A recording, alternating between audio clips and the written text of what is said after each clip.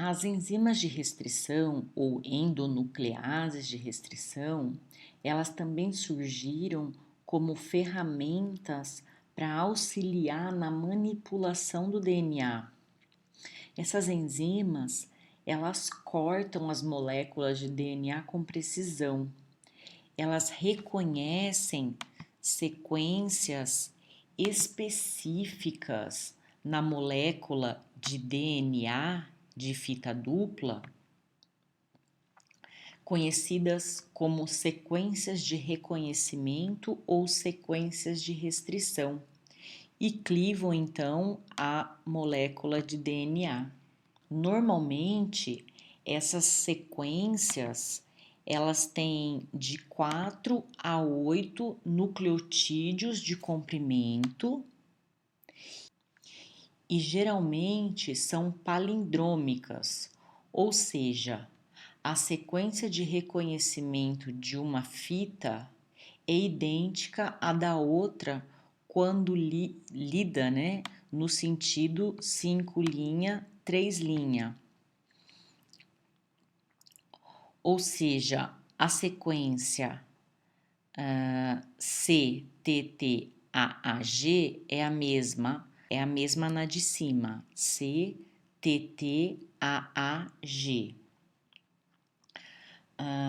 Aí vocês podem perguntar, né? Mas qual que é a finalidade dessas endonucleases ou enzimas de restrição no estudo da genética molecular?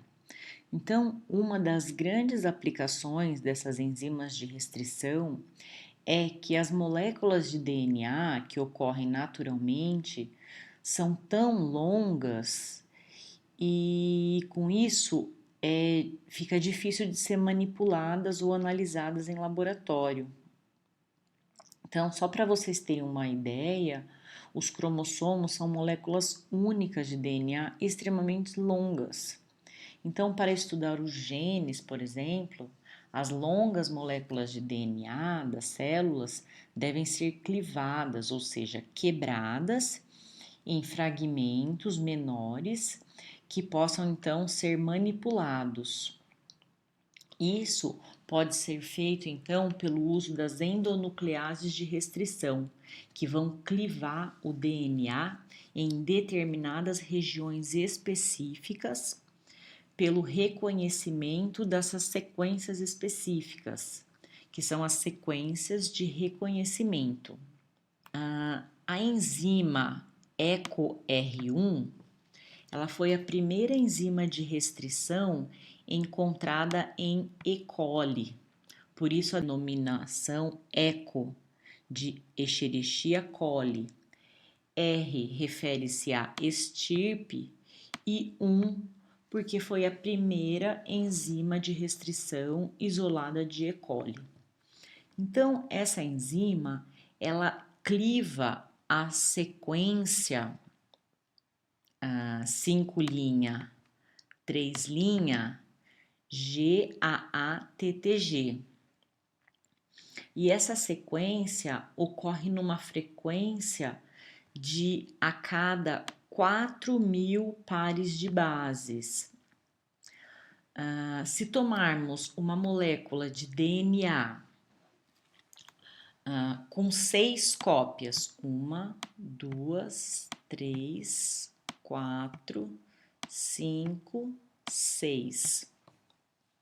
Então, com 6 cópias dessa sequência encontrada então ao longo aqui da molécula de DNA, a EcoR1 pode clivar o DNA nesses 6 sítios, originando então 7 fragmentos com tamanhos que vai depender da distribuição desses sítios.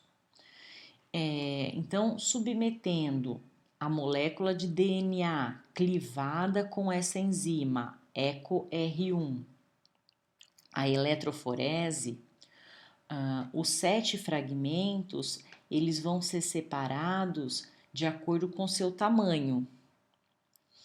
Então, como o DNA migra do polo negativo para o polo positivo, O fragmento de DNA mais próximo do polo positivo serão os menores, enquanto que os fragmentos mais próximos do polo negativo serão os maiores.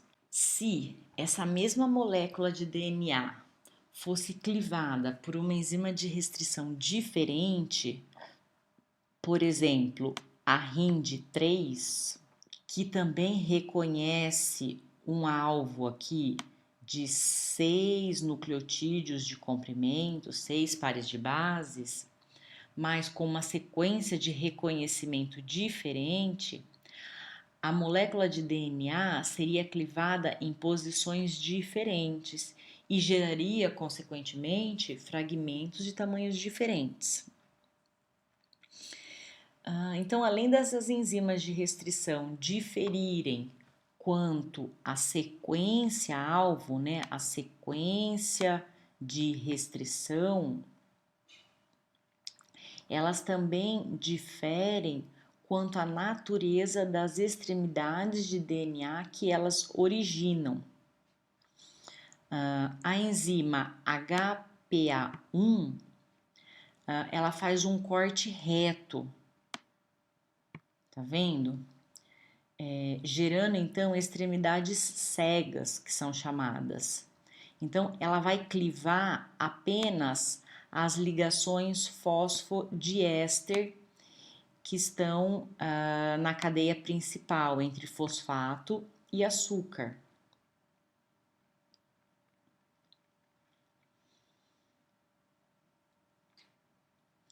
Já outras enzimas, como a EcoR1, ela vai clivar e vai gerar extremidades coesivas.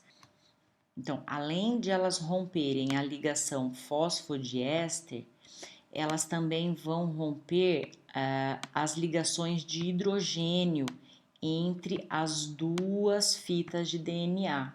E outra característica da enzima de restrição é a especificidade, ou seja, a ligação fosfodiéster rompida aqui ó, em uma fita é a mesma ligação fosfodiéster rompida na outra fita.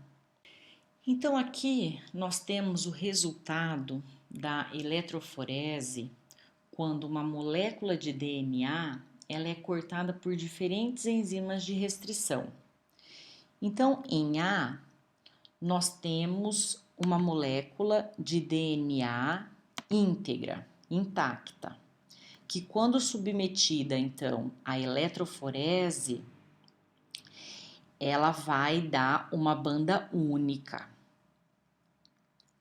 E o tamanho dessa banda vai corresponder então ao tamanho da fita de DNA, que é de 6.000 pares de bases. Quando essa mesma molécula de DNA é tratada com uma enzima, aqui a EcoR1, ela vai clivar a molécula de DNA numa região,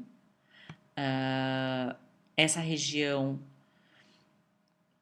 que vai ser clivada na fita de cima vai ser a mesma região clivada na fita de baixo, gerando então dois fragmentos de DNA que, quando submetido à eletroforese, vai corresponder a 4.000 pares de bases e outro fragmento de 2.000 pares de bases. Então, vão gerar dois fragmentos, um de 4.000 e um de 2.000.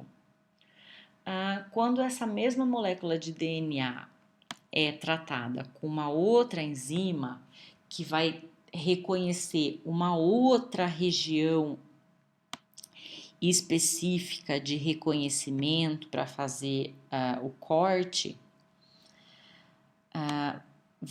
essa enzima de restrição vai gerar fragmentos de tamanhos diferentes.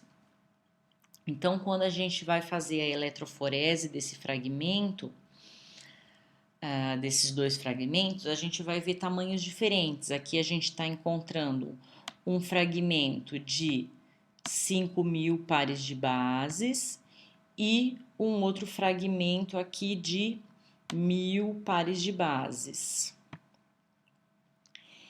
E quando a molécula de DNA é tratada com as duas enzimas de restrição, então essas enzimas de restrição elas vão fazer o reconhecimento de regiões diferentes.